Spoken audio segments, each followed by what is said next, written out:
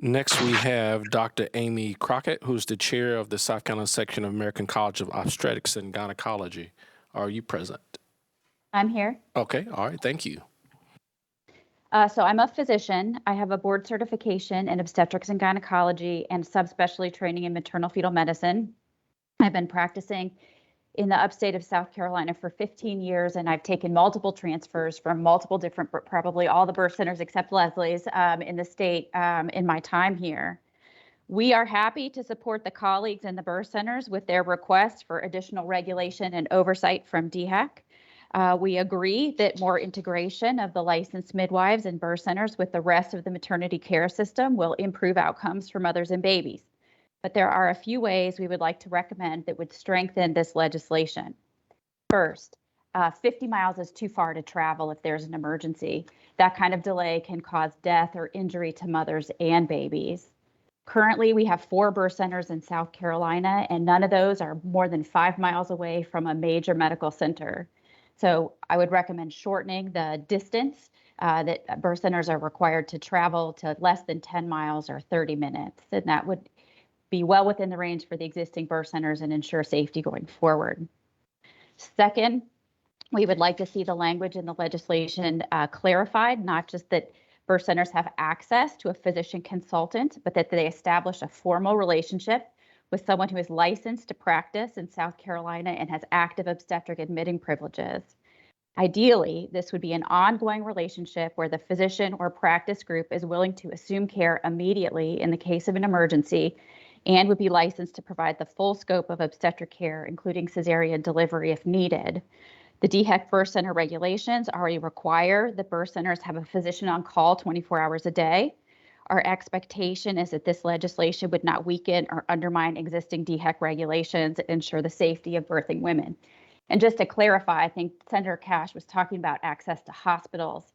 It's physicians working in the hospital that the patients really need. It's not just the building or the hospital. It's that the physician receiving the patient needs to be ready for them when they get there. And finally, South Carolina ACOG recommends using this opportunity as to include a requirement that DHEC ensure birth centers are accredited by the Commission for Accreditation of Birth Centers, just like surgery centers and hospitals are accredited by the Joint Commission. Currently, birth centers are licensed by DHEC, but there's no requirement for accreditation. Licensing and accreditation are 2 arms of external quality control, and they're both essential to protect the health and safety of women and babies in South Carolina. I'm happy to take questions if there's any from the committee. Any questions from any? Yes, Ms. Brawley. Thank you for your comments and your support of the bill. I just have one question on, I think was on your second point, to establish a formal relationship with the physician so as to, I guess, provide continuity of care prior to the maybe an emergency admission. But if that physician that they've established the relationship with isn't there at the moment that the birth is taking place, what good is that particular criteria? Can't any physician handle that? Well, physicians have coverage agreements within a practice. So if I'm a member of a private, I am a member of a private practice, and we have a call schedule where somebody's available 24 hours a day if one of our patients comes in labor. If you have a patient who's unassigned or has no prenatal care or is traveling across the country and pulls into our parking lot with a problem, there is also a backup system for covering emergencies like that. But these patients that are planning on delivery in a birth center have good continuity of prenatal care. They have well-established relationships with these midwives. And there is a certain percentage of patients that we know are going to need to come in from the birth center to the hospital. This is not an unexpected emergency all the time. And so there needs to be better integration between the licensed midwives and the practices. And this is a special problem that really just happens with the certified professional midwives. The certified nurse midwives already have practice agreements with physicians as part of their licensing through the nursing board. In fact, 2 of the midwives have privileges in the hospital. So they often come with the patients into the birth genesis midwifery that's just down the road from Greenville Memorial. They come with their patients when they come into the hospital, and then they have the same set of physicians all the time providing backup to them that they have good relationships with. And that I think provides the best continuity. But the certified professional, the two birth centers owned by certified professional midwives have a little separate situation. And so they're the ones that I think have historically struggled a little more establishing those transfer of care relationships.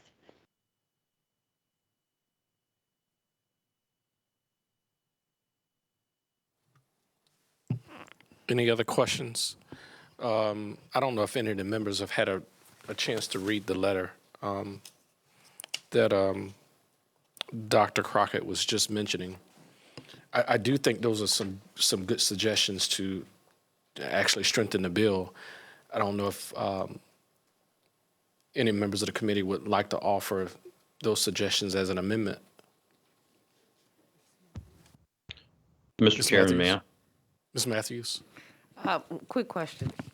Which suggestions are you specifically referring to?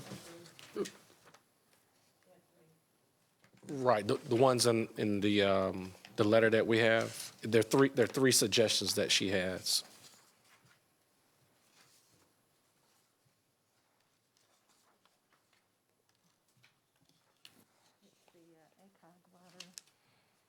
That one? Mr. Chairman, Yes, ma'am. is it possible that maybe one of the sponsors to the bill could speak to any of these suggestions? I had a question on number 2, but there may be some clarification that they can provide. The 50-mile requirement that she wants to lessen, the establishment of a formal relationship with a physician, and that birth centers should be accredited and not just licensed. Is there? I think, I do have comment on the Yes, ma'am. suggestions.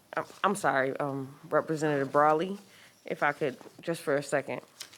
While I don't think her suggestions are horrible, I just want to ask a few questions. yes, ma'am. So, To Dr. Crockett? out loud. So, it says within 50 miles, and changing it to a shorter distance actually limits us more. I don't understand the problem with leaving it at within 50 miles. It's not, it encompasses the 5 and more. I don't understand why because then if we limit it to 10 and something happens, then we've now tied their hands. That's just how I see it from my perspective. I don't understand the point of, it says within 50. So we're not cutting them off at 5 and saying they can't. They can. But we don't know what reasons may arise where they might have to. So for me, I don't feel like limiting it. I feel like that's being nitpicky on the bill because I feel like it's not saying you can't go within 5 miles. It's saying within 50. Establishing a relationship, I definitely think this is a good idea. But I'm going to say that it sounds like anecdotal because, and again, I'm not against any of these ideas. I'm just thinking out loud here. It seems anecdotal because unless there is something set up for them to meet these physicians, where are they building these relationships? Is it just because they're going to be introduced to them as they practice and again, I think it's a good idea. I just want to understand what it looks like in real time. Also, the accreditation is always voluntary. And for me, I guess I feel like it comes with a cost, it comes with other things, and that's fine, I get it. But I think the notion here is that we're saying if they're not accredited, they're not providing quality service. And I think that's a fallacy. There are plenty of schools that are not accredited that provide quality education. There are plenty of other entities that are not accredited because accreditation is voluntary. And I think that it's almost saying these birthing centers have been in existence all this time providing quality care. And so now it's like, oh, well, if they don't have an accreditation, did it mean their care fell off? These are just my thoughts, playing devil's advocate. Again, I don't think they're bad suggestions, but I don't want us to get to the point where we're getting in the weeds and tangling this bill up unnecessarily. Thank you, Ms. Matthews. I can tell you there's one person who does not need an advocate, and that's the devil. I think he could do it all on his own. But Dr. Crockett, can you address those concerns by Representative Matthews? I think one of them, if you're asking to be regulated by DHEC, then I think DHEC can be in a position to say, well, I think you should be accredited if you want us to regulate you. If you don't want us to regulate you, then maybe you can have the option or the prerogative to not be accredited. But you're saying, look, we want DHEC to regulate this and put some parameters in place, and DHEC is saying, okay, if that's your choice, then we have some requirements of you. But let's hear from Dr. Crockett. But I was going to say that Yeah. would be on DHEC. We wouldn't need to put that in the bill.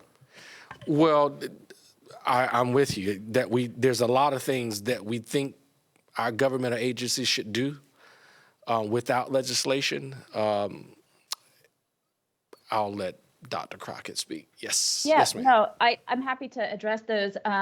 Like I said, I've taken multiple transfers from birth centers, all the upstate birth center, the 3 upstate birth centers in the time I've been working here. Probably one of the most common reasons we see for transfer is a retained placenta with postpartum hemorrhage. When you have a patient that's delivered the baby and is now, 30 minutes go by and the placenta is not coming and she starts to bleed, that's a patient that can lose huge amounts of blood before she gets to the operating room and to a hospital with a blood bank. And so being 50 miles away from help is really just too far. And that's not, even considering if you have another emergency that we've had was an unexpected breech delivery that had a head entrapment, and the baby delivered halfway and was stuck.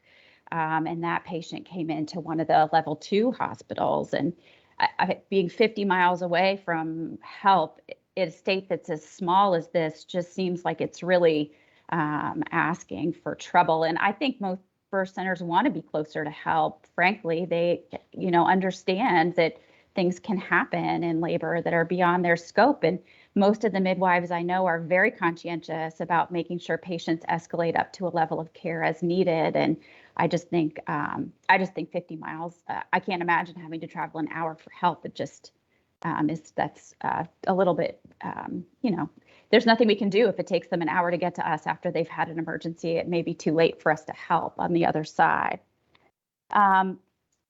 The second question, currently the DHEC regulations around birth centers require anyone considering out-of-hospital birth to meet with a physician twice during pregnancy. And so that requirement for a relationship to exist between a patient and a physician already is in place and working in the state. And so currently, a lot of family medicine physicians who also do obstetric care provide a lot of these visits, and they can certainly receive patients in the hospital, and they have backup relationships with obstetricians when they need it. I just think it would be faster to get patients to the operating room if that's what they need.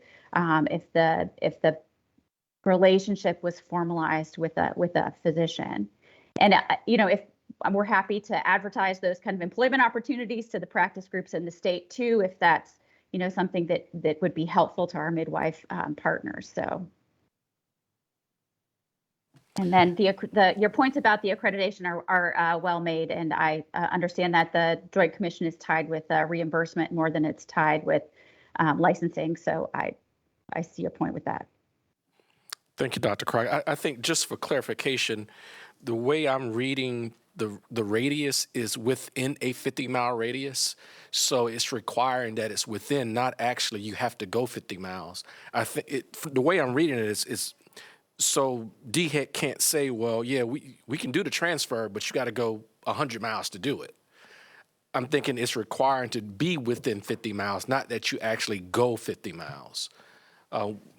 So I think it should be with 10 that, or less. I think at your 30 minutes or less. That's if there's the standard of care generally in obstetrics is if there's an emergency and the baby needs a cesarean delivery is to try to get the baby delivered within 30 minutes. right, and I think that's the language to have it within 50 miles. Is there? I don't know how you can get in an in a operating room if you're 50 miles away, though. I mean, or at the outer limits of that. If you're 40 miles away or 45 miles away. Yes, ma'am, I Distance too understand. far. Is there a member who would like to offer amendment? You don't want to offer any Mr. amendments? Yes, Mr. ma'am. Chairman,